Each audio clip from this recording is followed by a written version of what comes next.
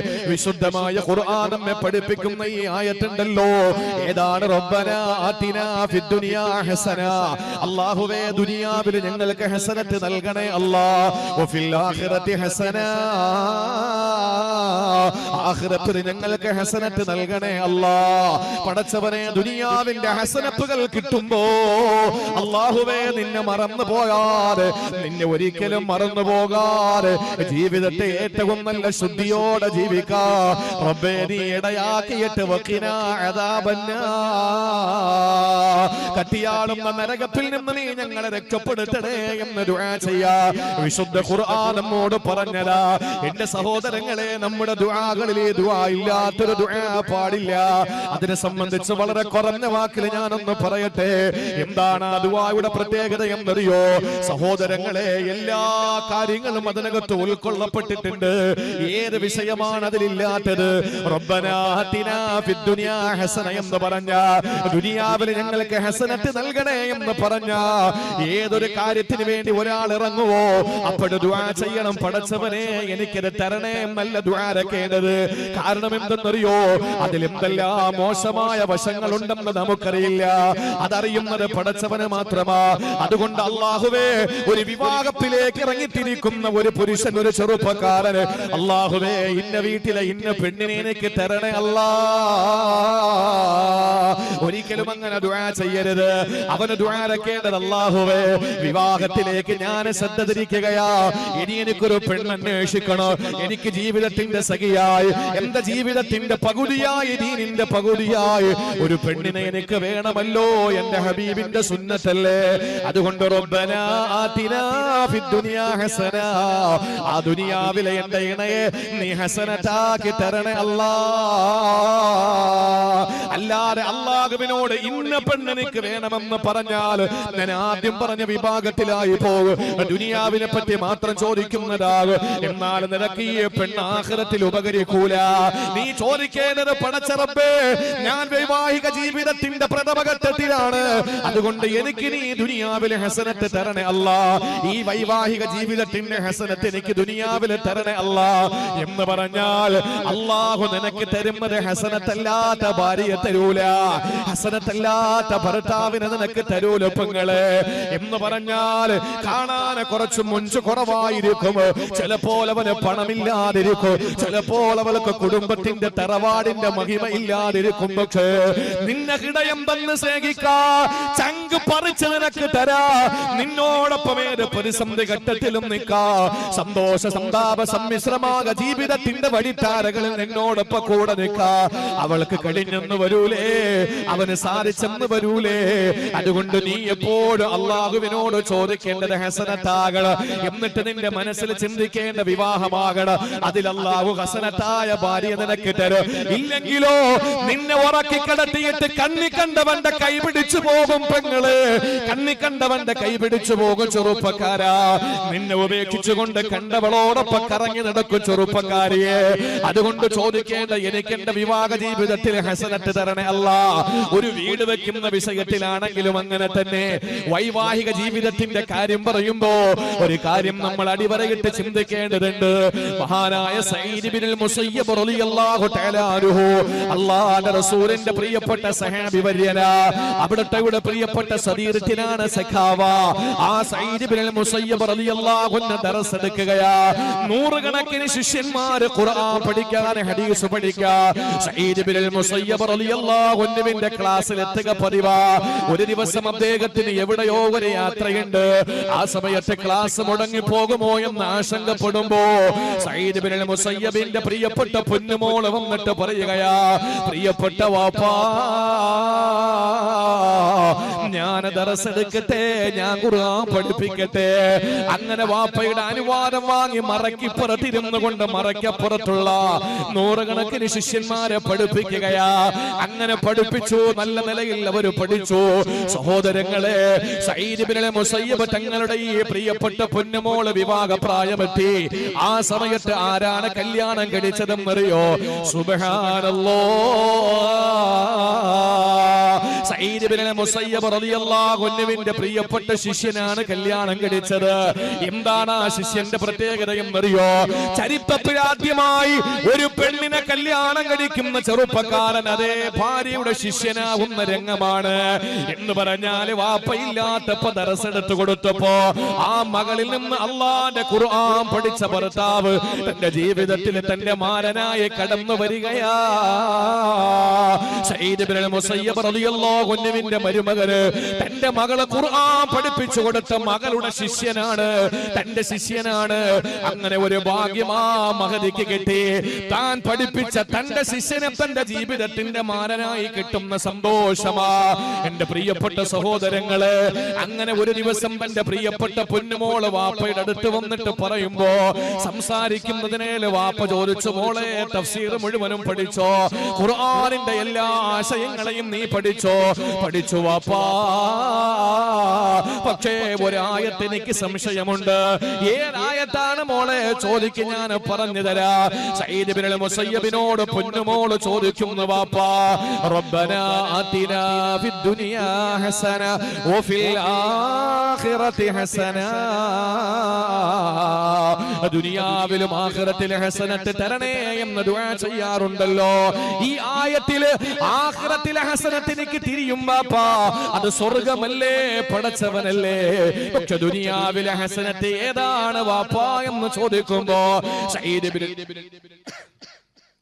ഇബ്നുൽ മുസയ്യബ് റളിയല്ലാഹു അൻഹു പൊന്നുമോളോട് പറയുകയാണ്, പൊന്നുമോളെ ദുനിയാവിലെ ഹസനത്ത് ഏതെന്നറിയോ? ആ ദുനിയാവിലെ ഹസനത്ത് സൗജത്തുൻ സാലിഹാ, ഒരു പുരുഷന് കിട്ടുന്ന ദുനിയാവിലെ ഹസനത്ത് സദ്വൃത്തയായ ഭാര്യയാണ്, സദ്വൃത്തയായ പെണ്ണാണ്. അവന് കിട്ടുന്ന ഏറ്റവും വലിയ ഭാഗ്യ ദുനിയാവിൽ അവന്റെ സ്നേഹനിധിയായ ഭാര്യ. സഹോദരങ്ങളെ, ഒരു ഭാര്യ ഭർത്താവിനോട് അടുക്കുമ്പോൾ ലോകത്താർക്ക് അടുക്കാൻ പറ്റോ? ഞാനും എന്റെ പ്രിയപ്പെട്ട സ്നേഹിതന് സഈദ് മന്നാനിയെ 2 വർഷം ഒരേ ക്ലാസ്സിലിരുന്ന് ഒരേ ഗുരുനാഥന്മാരുടെ ഗുരുമുഖത്തിനും അറിവ് പഠിച്ചവരാ. ആ സമയത്ത് ഞാനും എന്റെ പ്രിയ സ്നേഹിതനും 2 വർഷം ജാമിഅ മന്നാനിയ സർവകലാശാലയിൽ പഠിച്ചിട്ടുണ്ട്. പക്ഷേ ഞങ്ങൾ അടുത്തിട്ടുണ്ടോ? അടുത്തിട്ടുണ്ട്, പക്ഷേ എത്ര അടുക്കാൻ കഴിയോ? സഹോദരങ്ങളെ, വർഷങ്ങളായി പള്ളിയിലെ ഇമാമാണല്ലോ, ജമാഅത്തിന്റെ പ്രസിഡന്റ് ഇമാമുമായിട്ട് അടുക്കാൻ പറ്റിയാൽ എത്ര അടുക്കാൻ പറ്റോ? എന്നാ ഞാൻ ചോദിക്കട്ടെ, നമ്മുടെ പൊന്നു മക്കളോട് നമുക്ക് സ്നേഹമുണ്ടല്ലോ, അടുക്കാൻ പറ്റിയാൽ വാപ്പയ്ക്ക് മക്കളോട് എത്ര അടുക്കാൻ പറ്റും? ഒരു ഉമ്മയ്ക്ക് തന്റെ മക്കളോട് എത്ര അടുക്കാൻ പറ്റും? ആ അടുപ്പത്തിനൊരു പരിധിയുണ്ട്, ലിമിറ്റ് ഉണ്ട്. പക്ഷേ ലിമിറ്റ് ഇല്ലാത്ത, പരിധിയില്ലാത്ത അടുപ്പമേതാ? അല്ലാഹു പറഞ്ഞു, ഹുന്ന ലിബാസുൽ ലക്കും വഅംദുൽ ലിബാസുൽ ലഹു. നിങ്ങൾ പരസ്പരം വസ്ത്രങ്ങളാണ്. ഈ ശരീരത്തോട് കണ്ടില്ലേ എന്റെ ജുബ്ബ തട്ടിക്കിടക്കുന്നത്? എന്റെ നഗ്ന ശരീരത്തെ മറച്ചിരിക്കുന്നത് എന്റെ ജുബ്ബയാ, എന്റെ മുണ്ടാണ്. സഹോദരങ്ങളെ, നിങ്ങളെ പാന്റാണ്, നിങ്ങളുടെ ഷർട്ടാണ്. പെങ്ങന്മാരെ, നിങ്ങളുടെ നഗ്ന ശരീരങ്ങളെ മറച്ചിരിക്കുന്ന നിങ്ങളുടെ പർദ്ദയാണ്, ചുരിദാറാണ്. ഇത്രത്തോളം നിങ്ങളുടെ നഗ്നതയോട് ചേർന്നിരിക്കുന്ന നിങ്ങളുടെ വസ്ത്രമാണെങ്കിൽ ഭാര്യ ഭർത്താക്കന്മാരെ പറ്റി അല്ലാഹു പറയുന്നു, ഹുന്ന ലിബാസുൽ ലക്കും വഅംദുൽ ലിബാസുൽ ലഹു. നിങ്ങൾ പരസ്പരം വസ്ത്രങ്ങളാണത്രേ. ആ അടുപ്പത്തിന്റെ അപ്പുറത്ത് മറ്റൊരു അടുപ്പമില്ല. അതുകൊണ്ട് തന്നെ ഒരു മനുഷ്യനെ കിട്ടുന്ന ദുനിയാവിലെ ഏറ്റവും വലിയ സൗഭാഗ്യമേതാ? അവന്റെ സ്നേഹനിധിയായ ഭാര്യയാണെന്ന് ആദരവായ പ്രവാചകൻ നബി മുഹമ്മദ് മുസ്തഫ.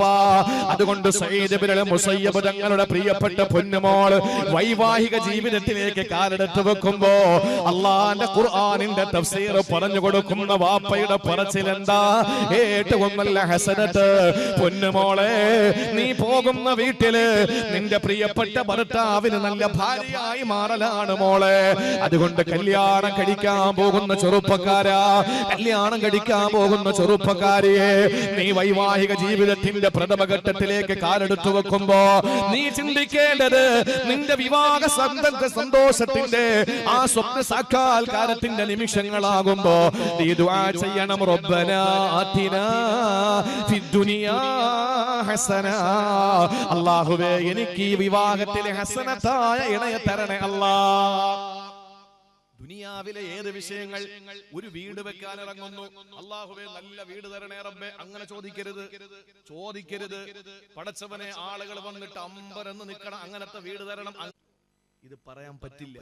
രണ്ട് കാരണം: ഒന്ന്, വിവരമില്ലാത്തൊരു സമൂഹം നമ്മുടെ നാട്ടിലുണ്ട്. മറ്റൊന്ന്, ദുർമന്ത്രവാദികൾ ഇതിന്റെ പേരിൽ കുറെ പൈസ ഒപ്പിക്കാൻ വേണ്ടിയിട്ട് കള്ളത്തരങ്ങളും പറഞ്ഞു. ഞാൻ രണ്ടിന്റെ കൂടെ നിൽക്കൂല. രണ്ടിന്റെ ഇടയിൽ മധ്യമായ വഴിയിലേ ഞാൻ പോകുള്ളൂ.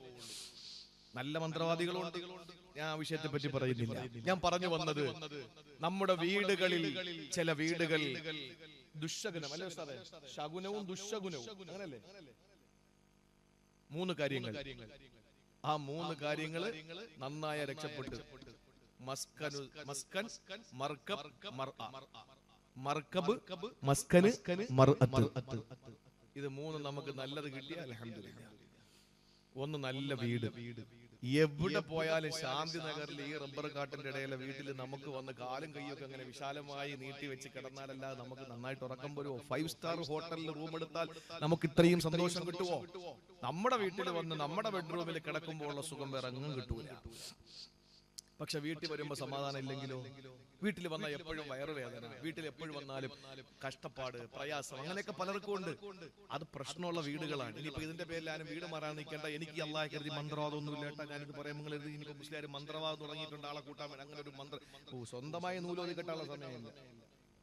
അപ്പൊ അതുകൊണ്ട് ഞാൻ പറയുന്നത് വളരെ ഗൗരവത്തിൽ നിങ്ങൾ ചിന്തിക്കണം. രണ്ടാമത്, മർക്കബ്. നല്ലൊരു വണ്ടി വേണം, നല്ല വണ്ടി വേണം, ഏറ്റവും നല്ല വണ്ടി എടുക്കണം. എന്ന് പറഞ്ഞാൽ ആർഭാടമില്ലാത്ത നിലയിൽ നല്ല വണ്ടി എടുക്കണം, നല്ലൊരു വാഹനം വേണം അത്യാവശ്യത്തിന്. ആളുകൾ പറയും പണത്തിന്റെ കൊഴുപ്പാ, പണത്തിന്റെ തിളപ്പ, അതൊക്കെ പറഞ്ഞോട്ടെ. അവരിനി വിനയമുള്ള വലിയ കാതി കുതാത്തി എന്ന് പറഞ്ഞാൽ നമ്മൾ കഷ്ടപ്പെടേണ്ട യാത്രയില്. നമുക്ക് ഇവിടെ നിൽക്കുമ്പോ ഉടനെ തിരുവനന്തപുരത്ത് പോകണം.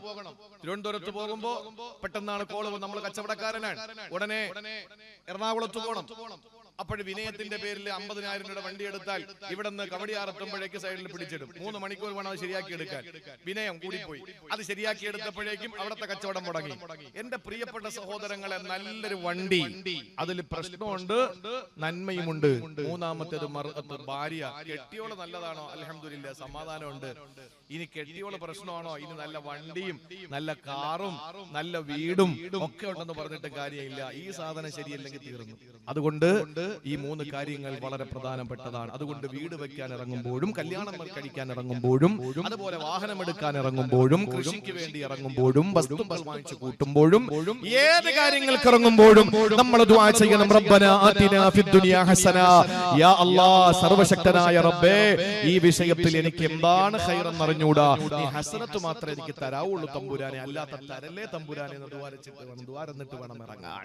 ഇതാണ് നമ്മൾ ചെയ്യേണ്ട ദുആ. എന്നിട്ട് അല്ലാഹുവിന്റെ ഖുർആൻ പറഞ്ഞു, രണ്ടാമത് അവൻ ആ ദുആ തന്നെ ചെയ്യുമ്പോ പറയണം, ദുനിയാവിൽ മാത്രമല്ല വഫിൽ ആഖിറതി ഹസന. അല്ലാഹുവേ, ആഖിറത്തിൽ എനിക്ക് ഹസനത്ത് തരണമല്ലാ. അത് തൈസീറുൽ ഹിസാബ, വിചാരണ എളുപ്പമാവല, ഹിസാബ് യസീർ കിട്ടല. 2 റക്അത്ത് ശാന്തിനഗർ പള്ളിയുടെ അകത്ത് നമസ്കരിച്ച സമയം മാത്രം ശാന്തിനഗറിലെ ഈ കുഗ്രാമത്തിലെ, ഈ പ്രാന്തപ്രദേശത്തെ, ഈ ഉൾനാട്ടിലെ, ഈ നാട്ടിലെ ഏതോ ഒരു വീട്ടിൽ നീ നമസ്കരിച്ച 2 റക്അത്ത് നമസ്കാരമുണ്ടല്ലോ ഉമ്മ. ആ നമസ്കാരത്തിന്റെ സമയത്തില് അല്ലാഹു നിന്റെ വിചാരണ അങ്ങ് പൂർത്തീകരിക്കുകയാണ്. അതാണ് ഒന്നാമതായി തൈസീറുൽ ഹിസാബ്, ആഖിറത്തിലെ ഹസനത്ത് അതാണ്. രണ്ടാമത്തേതോ അൽ അംനു മിനൽ ഫസഇൽ അക്ബർ, ഭീകരമാണ് പെങ്ങളെ, മഹ്ശറ ഭീകരമാ. ഇവിടെ സഖാബ് പിണറായി വിജയന്റെ പോലീസ് ഏതെങ്കിലും ഒരു വളവിൽ കൈ കാണിക്കുന്നു എന്നറിയുമ്പോ ആ പോലീസുകാരൻ കൈ കാണിച്ചത് നീ സീറ്റ് ബെൽറ്റ് ഇടാത്തതിന്റെ പേരിലാണ്, അതല്ലെങ്കിൽ നീ ഹെൽമറ്റ് വെക്കാത്തതിന്റെ പേരിലാ, അല്ലെങ്കിൽ പൊല്യൂഷൻ ഇല്ലാത്തതിന്റെ പേരിലാ, അല്ലെങ്കിൽ ലൈസൻസ് ഇല്ലാത്തതിന്റെ പേരിലാ, അല്ലെങ്കിൽ നിനക്ക് ബുക്കും പേപ്പറും RC ഓണറായ നീ അതിന്റെ ക്ലിയറൻസ് വരുത്താത്തതിന്റെ പേരിലാ. ഇതിന്റെ പേരിൽ നിന്നെ പോലീസ് പിടിച്ചാൽ, അതല്ലെങ്കിൽ ഏതെങ്കിലും ഒരു കാക്കിയിട്ടവൻ നിന്റെ കൈറ്ററിന്റെ ചുറ്റളവിലുള്ള അധികാര സ്ഥാനം വഹിക്കുന്നവന്റെ മുമ്പിൽ നിനക്ക് നിൽക്കാൻ എത്ര പേടിയാണ്, ഭയമാണ്, വിറയലാണ്.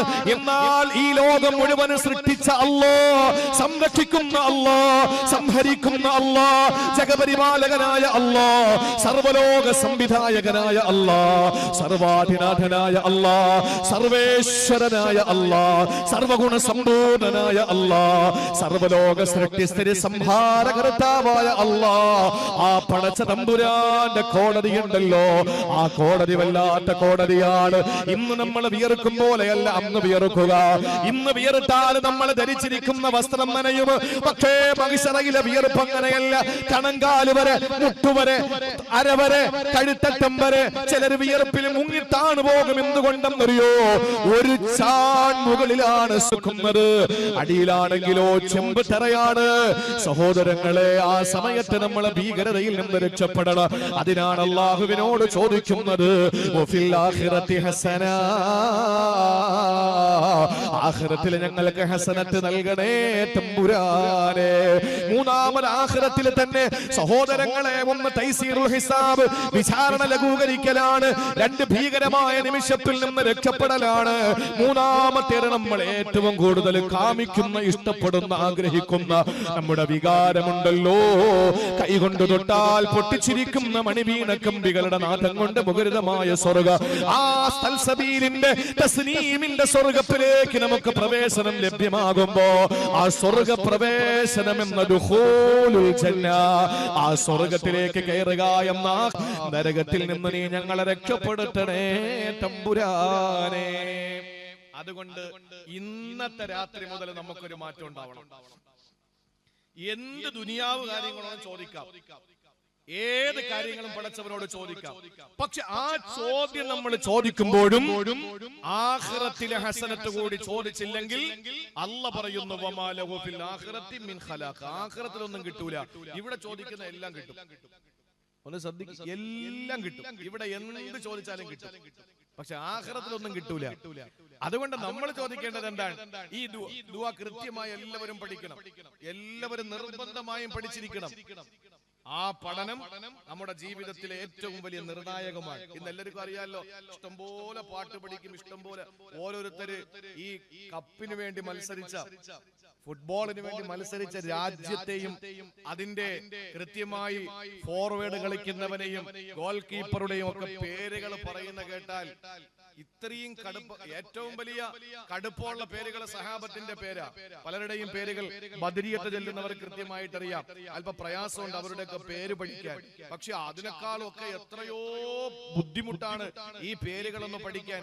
അതൊക്കെ നമ്മുടെ മക്കൾക്ക് നന്നായിട്ട് അറിയാം, എല്ലാവർക്കും അറിയാം.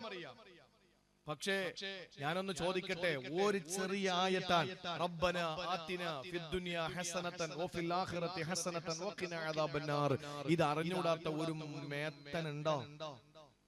ഒരു മേത്തനുണ്ടോ എന്ന് ചിന്തിച്ചു നോക്ക്. ഇത് അറിഞ്ഞൂടാത്ത ഏതെങ്കിലും ഒരുത്തനുണ്ടെങ്കിൽ അവന്റെ കാവം മുസ്ലിമാണെന്ന് പറയുന്നതിൽ എന്തെങ്കിലും അർത്ഥമുണ്ടോ? എല്ലാവർക്കും മനപ്പാടുള്ള ആയത്തല്ലേ ഇത്. അതുകൊണ്ട് നമ്മുടെ ദുആകളിൽ ഇത് ചേർക്കണം. എത്രത്തോളം എന്ന് ചോദിച്ചാൽ, ഒരിക്കൽ മഹാനായ ഖത്താദ റളിയല്ലാഹു അൻഹു അനസ് ബിൻ മാലിക് റളിയല്ലാഹു അൻഹുവിനോട് ചോദിച്ചു, റസൂൽ ഏറ്റവും കൂടുതൽ ദുആ രക്കുന്നത് ഏതാന്ന് ചോദിച്ചു. ഏറ്റവും കൂടുതൽ നബി തങ്ങൾ ദുആ രക്കുന്നത് ഏത് ദുആയാണ്? ആ സമയത്ത് അല്ലാഹുവിന്റെ ഹബീബ് സല്ലല്ലാഹു അലൈഹി വസല്ലമ തങ്ങൾ ഏറ്റവും കൂടുതൽ അല്ലാഹുവിന്റെ ഹബീബിന്റെ പ്രാർത്ഥന ഏറ്റവും കൂടുതൽ ഏത് ദുആയാണ് തിരുനബി സല്ലല്ലാഹു അലൈഹി വസല്ലമ ദുആ ചെയ്യുന്നത് എന്ന് ചോദിച്ചപ്പോ ഖത്താദ റളിയല്ലാഹു അൻഹുവിനോട് അനസ് റളിയല്ലാഹു അൻഹു പറയുന്നു. എന്താ അനസ് നിങ്ങൾ പറയാൻ കാരണം? 10 വർഷക്കാലം ചെരുപ്പെടുത്ത് കൊടുക്കാനും വെള്ളം ചൂടാക്കി കൊടുക്കാനും വടിയെടുത്ത് കയ്യിൽ കൊടുക്കാനും ഏതെങ്കിലും മരുഭൂമിയിൽ പോകുമ്പോ നമസ്കാരത്തിന് സൗകര്യങ്ങൾ ചെയ്തു കൊടുക്കാനും ഇരിക്കുന്ന സ്ഥലത്ത് നിന്ന് എഴുന്നേക്കാൻ ബുദ്ധിമുട്ടുണ്ടാകുമ്പോ ഒരു കൈ സഹായം ചെയ്യാനും ഒക്കെ 10 വർഷക്കാലം അനസ് ബിൻ മാലിക് റളിയല്ലാഹു അൻഹു തങ്ങളുടെ ഖാദിമായിരുന്നു, സെർവന്റ് ആയിരുന്നു, അല്ലാഹുവിന്റെ ഹബീബിന്റെ സേവകനായിരുന്നു. അതുകൊണ്ട് തന്നെ എല്ലാം ഒപ്പിയെടുത്തിരുന്നു. ആ ഒപ്പിയെടുത്ത അനുഭവത്തിൽ നിന്നുകൊണ്ട് അനസ് തങ്ങളോട് ചോദിക്കുകയാണ്, ഖത്താദ തങ്ങൾ റസൂലുള്ളാഹി തങ്ങൾ ഏറ്റവും കൂടുതൽ ചെയ്തിരുന്ന ദുആ ഏതാ?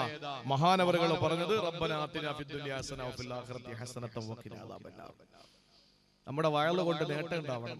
ഇന്നത്തെ രാത്രി മുതൽ ഈ ഒരു കാര്യം മാത്രമല്ല അനസ് റളിയല്ലാഹു അൻഹു, അദ്ദേഹത്തെ സംബന്ധിച്ച് അനസ് തങ്ങളെ പറ്റിയുടെ ചരിത്രത്തിൽ കാണാം, ഏത് ദുആ ചെയ്താലും ആ ദുആയിൽ അനസ് റളിയല്ലാഹു അൻഹു ഈ ദുആ ഉൾപ്പെടുത്തും.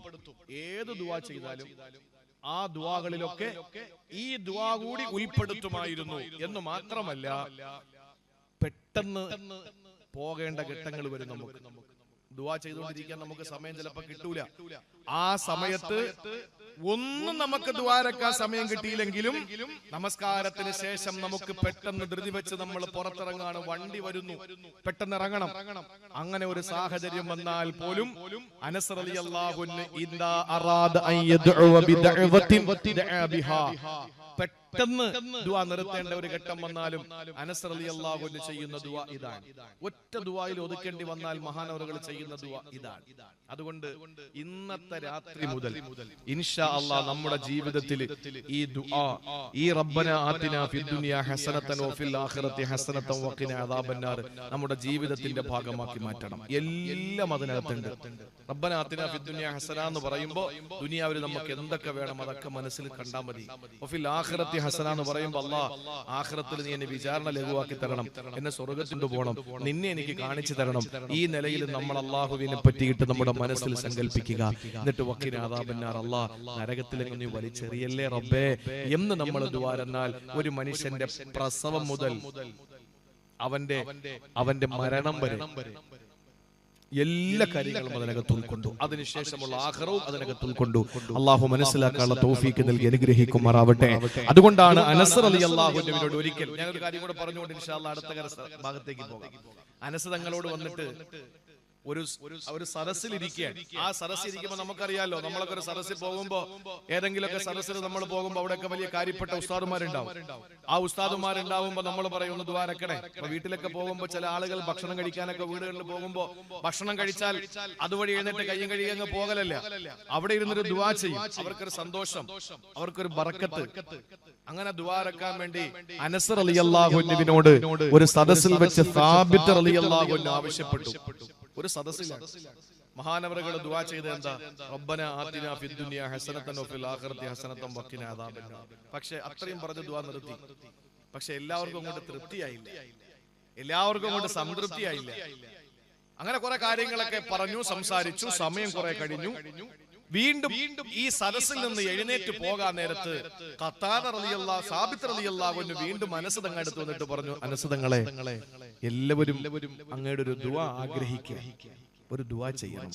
അപ്പോ അനസ് തങ്ങൾക്ക് മനസ്സിലായി, നേരത്തെ എന്റെ ദുആ ഇവർക്ക് സംതൃപ്തിയായിട്ടില്ല എന്നെനിക്ക് ബോധ്യമായി. മഹാനായ അനസ് റളിയല്ലാഹു അൻഹു ചോദിച്ച ചോദ്യം എന്താണെന്നറിയോ? എന്താ ചോദിച്ചത്? അനസ് തങ്ങൾ സാബിത്ത് റളിയല്ലാഹു അൻഹുവിനോട് ചോദിക്കുകയാണ്, ഞാൻ ഇനിയും ജനങ്ങളെ ഇടങ്ങേറാക്കണമെന്നാണോ പറയുന്നത്? ജനങ്ങളെ ഇടങ്ങേറാക്കണോ? എന്നിട്ട് മഹാനവറുകൾ പറയാണ്, ഇദാ അത്താകുമുല്ലാഹു ഫിദ്ദുനിയാ ഹസന വഫിൽ ആഖിറതി ഹസന വവഖാകും അദാബന്നാർ ഫഖദ് അത്താകുമുൽ ഖൈറ കുല്ലഹു. അദ്ദേഹം പറഞ്ഞ മറുപടി എന്താ പറഞ്ഞത്? ദുനിയാവിൽ നന്മ കിട്ടി, ആഖിറത്തിൽ നന്മ കിട്ടി, നരകത്തിൽ നിന്ന് മോചനവും കിട്ടിയാൽ നിങ്ങൾക്ക് ദുനിയാവിലും ആഖിറത്തിലും നന്മ കിട്ടി, നരകത്തിൽ നിന്ന് മോചനവും കിട്ടിയാൽ നിങ്ങൾക്ക് എല്ലാം ആയില്ലേ? അതല്ലേ ഞാൻ നേരത്തെ ദുആ ചെയ്തത്? ഇനി എന്തിനാ ഞാൻ ദുആ രക്കേണ്ടത് എന്ന് മഹാനായ അനസ് റളിയല്ലാഹു അൻഹു ചോദിക്കുകയാ. എന്റെ പ്രിയമുള്ള സഹോദരങ്ങളെ, ഈ ദുആയുടെ ഏറ്റവും പ്രധാനപ്പെട്ട ഒരു ഭാഗം കൂടി ഞാനൊന്ന് ഉണർത്തുകയാണ്. ആരൊക്കെയാണ് വിശുദ്ധമായ ഹറമിൽ പോയിട്ടുള്ളതെന്ന് നമുക്കറിയുമല്ലോ. ഹജ്ജിന് പോയവര്, ഉംറ ചെയ്യാൻ പോയവര്, അവര് പരിശുദ്ധമായ കഅബാലയത്തെ ഇടതുഭാഗത്താക്കിയിട്ട് 7 പ്രാവശ്യം വിശുദ്ധമായ കഅബാലയം തവാഫ് ചെയ്യുമ്പോ, കറുത്ത സുന്ദരിയായ കഅബാലയത്തെ തവാഫ് ചെയ്യുമ്പോ, സഹോദരങ്ങളെ, പരിശുദ്ധമായ കഅബ തവാഫ് ചെയ്തുകൊണ്ട് ഓരോ വിശ്വാസികളും തവാഫിന്റെ വേളയിലെ പരിശുദ്ധമായ മതാഫിലൂടെ നടന്നു പോകുമ്പോൾ ഓരോ ദുആകൾ നമ്മൾ ചൊല്ലാറുണ്ടല്ലോ. ഹജറുൽ അസ്വദിന്റെ മുമ്പിലേക്ക് നമ്മൾ എത്തുകയാണ്. പരിശുദ്ധമായ മസ്ജിദുൽ ഹറാമിലേക്ക് നമ്മൾ പ്രവേശിക്കുമ്പോ അല്ലാഹുവേ നിന്റെ പരിശുദ്ധമായ ഹറമിനെ ഞാൻ പ്രവേശിച്ചിരിക്കുകയാ നവൈതുൽ ഇഅ്തികാഫ ഫീ മഹദൽ മസ്ജിദിൽ ഹറമി എന്ന് പറഞ്ഞുകൊണ്ട് പരിശുദ്ധമായ ഹറമിലേക്ക് നമ്മൾ കയറുകയാ. പരിശുദ്ധമായ ഇഅ്തികാഫിന്റെ നിയ്യത്തോടു കൂടി നമ്മൾ കയറി എന്നിട്ട് പറയുന്ന അല്ലാഹുവേ പടച്ചവനേ ഈ പരിശുദ്ധമായ പള്ളിയിൽ ഞാൻ കയറിയിരിക്കുകയാ, ഈ പള്ളിയിൽ ഞാൻ കയറിയിരിക്കുകയാ. ഇത് പറഞ്ഞുകൊണ്ട് പരിശുദ്ധമായ കഅബാലയത്തിന്റെ മുമ്പിലേക്ക് നമ്മൾ എത്തുമ്പോ ആ കഅബ ശരീഫിനെ നമ്മൾ നിറ കണ്ണുകളോടെ കാണുമ്പോ നമ്മൾ അല്ലാഹുവിന്റെ മുന്നിലേക്ക് കരങ്ങൾ ഉയർത്തിയിട്ട് നമ്മൾ പറയുകയാണല്ലോ അല്ലാഹുമ്മ സിദ് ഹാദൽ ബൈത അല്ലാഹുമ്മ സിദ് ഹാദൽ ബൈത തശ്രീഫൻ വ തഅലീമൻ വ തക്രീമൻ വ മഹാബതൻ വ അംനാ. അത് കഴിഞ്ഞ് പരിശുദ്ധമായ മത്താഫിലെ തവാഫ് ആരംഭിക്കുമ്പോ ഹജറുൽ അസ്വദിന്റെ മുന്നിലേക്ക് നിന്നുകൊണ്ട് നമ്മൾ പറയുന്നതെന്താ അല്ലാഹുമ്മ ഈമാനം ബിക വ തസ്ദീഖ റസൂലിക. ഇത് പറഞ്ഞിട്ട് വീണ്ടും നമ്മൾ നടക്കുകയാ. പരിശുദ്ധ കഅബാലയം ഇടതുഭാഗത്താണ്, മസ്ജിദുൽ ഹറം വലതുഭാഗത്താണ്. ആ പുണ്യമായ അല്ലാഹുവിന്റെ ഹബീബ് അടക്കമുള്ള ലക്ഷക്കണക്കിന് സഹാബാക്കൾ അടക്കമുള്ള അല്ലാഹുവിന്റെ പ്രിയപ്പെട്ട പ്രവാചകന്മാരുടെ ചെഞ്ചായമണിഞ്ഞ ചുടുനിണം കൊണ്ട് ചെഞ്ചായമണിഞ്ഞ ആ പരിശുദ്ധമായ മത്താഫിലൂടെ നടന്നവരെല്ലാം അംനുക വഹാദാ മഖാമുൽ ആഇദി ബിക മിനന്നാർ. ഇതൊക്കെ ദുആ ചെയ്ത് നമ്മൾ ഇങ്ങനെ കറങ്ങി നടക്കുമ്പോ സഹോദരങ്ങളെ ശ്രദ്ധിച്ചിട്ടുണ്ടോ റുക്നുൽ യമാൻ എന്ന ഭാഗത്ത് നമ്മൾ എത്തുമ്പോൾ ദുആ രക്കുന്നതെന്താ? റുക്നുൽ യമാൻ എന്ന ഭാഗമുണ്ടല്ലോ, റുക്നുൽ ഹജർ, റുക്നുൽ ശാം, റുക്നുൽ ഇറാഖ്, റുക്നുൽ യമാൻ. ഈ 4 മൂലകളാണല്ലോ വിശുദ്ധമായ കഅബാലയത്തിനുള്ളത്. ആ റുക്നുൽ യമാനിൽ നമ്മൾ എത്തിച്ചേരുന്ന സന്ദർഭത്തില് നമ്മൾ എന്താണ് ദുആ ചെയ്യുന്നത് ആർക്കും അറിയാതിരിക്കൂലല്ലോ. കഷ്ടപ്പെട്ട് നമ്മൾ സമ്പത്ത് ചെലവായ മണ്ണിലെത്തുമ്പോ നമ്മൾ പോകുന്നത് ദുആക്കാ. സഹോദരങ്ങളെ പരിശുദ്ധമായ റുക്നുൽ യമാൻ എത്തുമ്പോ നമ്മൾ അവിടെ ദുആ ചെയ്യുന്ന ദുആ ഏതാണ് നിങ്ങൾക്കറിയുമല്ലോ. അതറിയാനൊരു ചരിത്രത്തിന്റെ ശകലമാണ്. ആരാണ്? മഹാനായ അബ്ദുല്ലാഹി ഇബ്നു അബ്ബാസ്. അല്ലാഹുവിന്റെ ഖുർആനിന്റെ തഫ്സീറുകളുടെ ലീഡർ അല്ലേ? വിശുദ്ധമായ ഖുർആനിന്റെ വരികൾക്കിടയിലൂടെ സഞ്ചരിച്ചുകൊണ്ട് വിശുദ്ധ ഖുർആനിന്റെ ജാജ്വല്യമാനമായ ആശയ സമ്പന്നമായ അർത്ഥഗർഭമായ ആ സാഗരത്തിലേക്ക് ഒളിയിട്ടിറങ്ങിയ സഈസുൽ മുഫസ്സിരീന ഇബ്നു അബ്ബാസ് തങ്ങൾ പറയുകയാണ് മാ മറർതു അലർ റുക്നി ഇല്ലാ റഅയ്തു അലൈഹി മലകാ. സഹോദരിമാരെ, നമ്മൾ കാണുന്നത് ഹജറുൽ അസ്വദിന്റെ മുമ്പിൽ. ആ ഹജറുൽ അസ്വദിന്റെ മൂലയിൽ ഒരു പാറാവുകാരൻ ഇങ്ങനെ നിൽപ്പുണ്ട്, കുറെ പോലീസുകാർ ഇങ്ങനെ നിൽപ്പുണ്ട്. ഹജറുൽ അസ്വദ് മുട്ടാൻ വരുന്നവരെ നിയന്ത്രിച്ചുകൊണ്ട് തിക്കിലും തിരക്കിലും പെടാതിരിക്കാൻ നിയന്ത്രിച്ചുകൊണ്ട് പോലീസുകാരുണ്ട്. അതല്ലാതെ എന്തെങ്കിലും നമ്മൾ കണ്ടിട്ടുണ്ടോ അവിടെ? ഇല്ല. കാരണം കണ്ണുകൾക്ക് പരിമിതിയുണ്ട്. എന്നാ പരിമിതമായ കണ്ണുകൾക്ക് അല്ലാഹു തആല ചില ആളുകൾക്ക് അല്ലാഹു തആല മൂർച്ചയുള്ള കണ്ണുകൾ കൊടുത്തിട്ടുണ്ട്. അങ്ങനെ കിട്ടിയ ഒരാളാണ് ഇബ്നു അബ്ബാസ് റളിയല്ലാഹു അൻഹുമാ. അവരുകൾ പറയുകയാണ് ഞാൻ ഇങ്ങനെ പരിശുദ്ധമായ മത്താഫിലൂടെ തവാഫ് ചെയ്യുമ്പോ ഒരു കാഴ്ച കണ്ടു. എന്താണ് ആ കാഴ്ച എന്നറിയോ? ഞാൻ റുക്നുൽ യമാന്റെ ഭാഗമെത്തുമ്പോ മാമററതു അലർ റുക്നി, ആ റുക്നുൽ യമാന്റെ ഭാഗത്ത് ഞാൻ എത്തുമ്പോ ഇല്ലാ റഅയ്തു അലൈഹി മലകാ. ആ റുക്നുൽ യമാന്റെ അടുത്തൊരു മലക്ക് ഇങ്ങനെ നിൽക്കുകയാ. അത് കാണാൻ ശാന്തിനഗറിലെ നമുക്ക് കണ്ണുകളില്ല, അത് കാണാൻ നമ്മുടെ കണ്ണുകൾക്ക് ശക്തിയില്ല. എന്നാ റുക്നുൽ യമാന്റെ ആ മൂലക്കൊരു മലക്ക് നിൽപ്പുണ്ടത്രേ. ആ മലക്കിന്റെ ഡ്യൂട്ടി എന്തെന്നറിയോ? ആ മലക്കിന് ഒരേ ഒരു ഡ്യൂട്ടി അല്ല കൊടുത്തിട്ടുള്ളൂ. എന്താണ് ആ ഡ്യൂട്ടി എന്നറിയോ? ആ മലക്ക് അവിടെ ഇങ്ങനെ നിൽക്കുകയാണ്.